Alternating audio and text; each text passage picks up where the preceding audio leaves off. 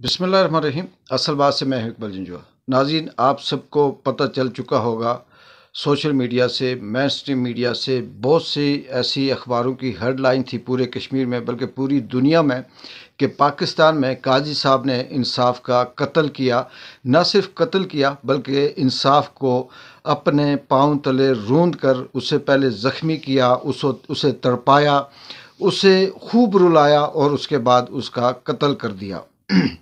काजी साहब जो इस वक्त पाकिस्तान की सबसे बड़ी मनसब पे बैठे हुए हैं और उन्होंने इस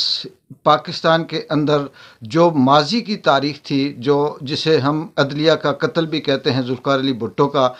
इसके अलावा भी बहुत से ऐसे जस्टिस मुनीर का भी नाम लिया जाता है जिन्होंने कई माजी में ऐसे फ़ैसले दिए हैं जो इंतहाई मुतनाज़ा रहे हैं अदलिया के अंदर और पाकिस्तान की तारीख़ में ग़ुलामाना और बदतरीन किस्म का इंसाफ दिया गया था, लेकिन काजी साहब ने उनका भी रिकॉर्ड तोड़ दिया। बहुत से ऐसे तजियाकार, तबसरा निगार और बहुत से ऐसे वकला ये कहते हैं कि तकनीकी बुनियादों पर काजी साहब ने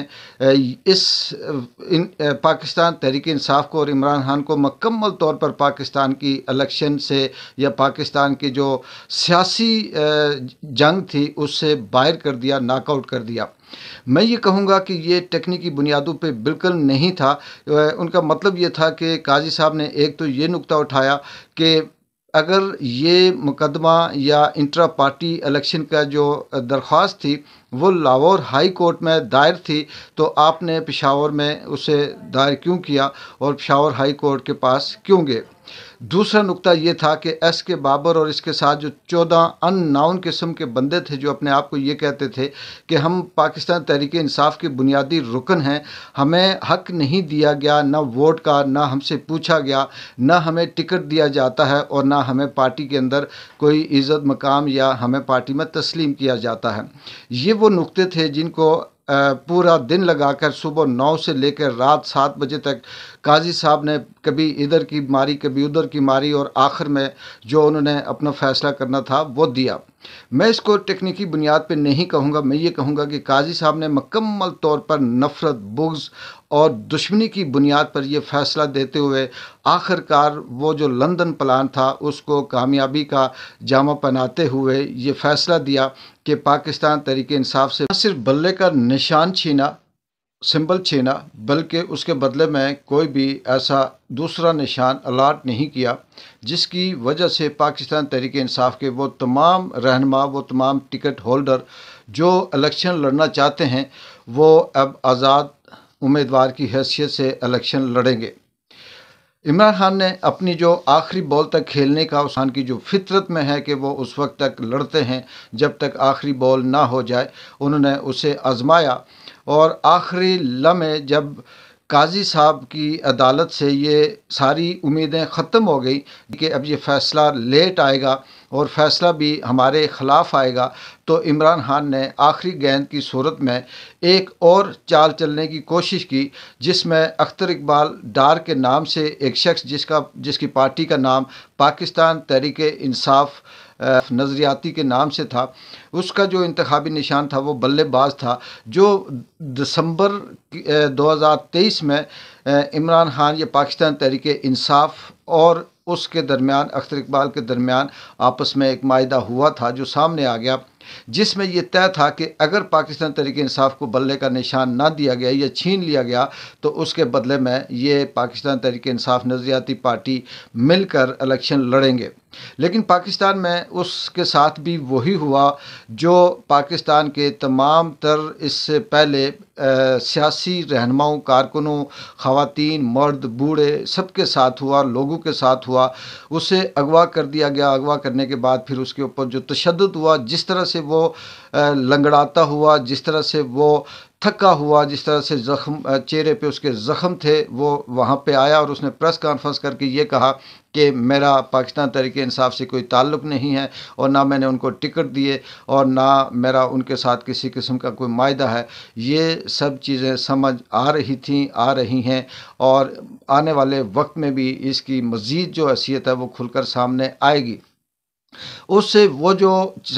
प्लान था, चाहे बी था, सी था, डी था, जो भी था, वो भी नाकाम हो गया। और उसके बाद फिर काजी साहब ने वही किया जो मियाँ साहब की ख्वाहिश थी, जो ताकतवर हलकों की ख्वाहिश थी, जो लंदन प्लान का मायदा था, जो पाकिस्तान के अंदर ब्यूरोक्रेसी कर रही है, जो पाकिस्तान के अंदर नून लीग, पीपल्स पार्टी और दीगर जो पीडीएम के जत्थे हैं वो जो चाहते थे, उन सब की ख्वाहिश को लब्बैक कहते हुए काजी साहब ने अपना कलम फिर उसी तरह से चलाया जैसे किसी जानवर के ऊपर छुरी चलाकर उसे ज़बह कर दिया जाता है।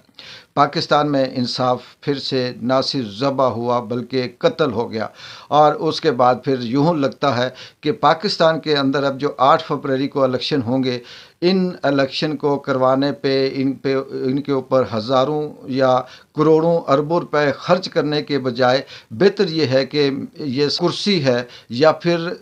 जो पाकिस्तान के अंदर वज़ीर आज़म की जो पगड़ी है वो पहले से भी नवाज शरीफ के सर पे सजा दी गई है इन्होंने, और अब सिर्फ एक बराए नाम किस्म की एक्टिंग रहेगी और वो एक्टिंग करके ये कहें जी कि ये इलेक्शन हुए हैं। अब दूसरी बात यह है कि पाकिस्तान में जो सैकड़ों की तादाद में ऐसे आज़ाद उम्मीदवार जो पाकिस्तान तहरीक इंसाफ के नाम पे या प्लेटफार्म से या उनके नाम से इलेक्शन लड़ेंगे, तो ये पहली बात तो ये है कि कोई गारंटी नहीं दी जा सकती कि वो जीतने के बाद तहरीक इंसाफ के साथ ही जाएं या उसके साथ ही रहें, क्योंकि जिस तरह से अगवा अभी तक शुरू है, जिस तरह से पार्टी कारकुनों को उठाया जा रहा है, जिस तरह से मारा जा रहा है, जिस तरह से उनके ऊपर तशद्दुद किया जा रहा है, तो ऐन मुमकिन है कि जो आज़ाद उम्मीदवार जीतेंगे वो सारे के सारे जो ख़ास करके ऐसे जो कमज़ोर हैं या जो नामी ग्रामी पाकिस्तान तहरीक इंसाफ के साथ नहीं हैं, उनको छोड़कर जो बाकी आम आदमी हैं वो बदल जाएंगे या उनको ख़रीद लिया जाएगा। हॉर्स ट्रेडिंग का एक बहुत बड़ा बाज़ार रिश्वत का गर्म होगा। ये तो है, चलें बात की बात है, पाकिस्तान के अंदर 70 सालों से हॉर्स ट्रेडिंग ही चल रही है, रिश्वत चल रही है, ख़रीदा जा रहा होता है, जमहूरियत बराए नाम है, यहाँ सब कुछ ऐसे ही है, इंसाफ बिकता है। लेकिन दूसरी तरफ ये जो एक प्लस पॉइंट ये है